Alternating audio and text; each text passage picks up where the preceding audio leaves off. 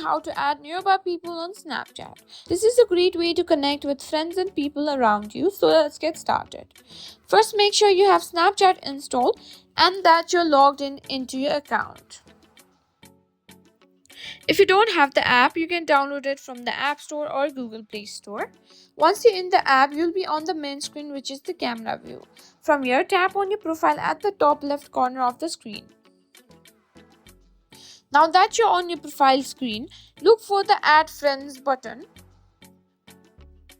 On the screen, you'll see several options to add friends. For finding nearby people, tap on Add Nearby.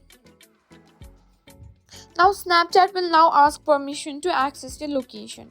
This is necessary for finding people around you, so make sure to allow it. Now you'll see a screen that says Find Nearby Friends. If your friends also have this screen open, they will appear here. You can then add them by tapping on the plus icon next to their name on Add. And that's it, you've successfully learned how to add nearby people on Snapchat. It's a fun and easy way to connect with new friends around you. I hope this video was helpful. If it was, don't forget to like, share, and subscribe to our channel.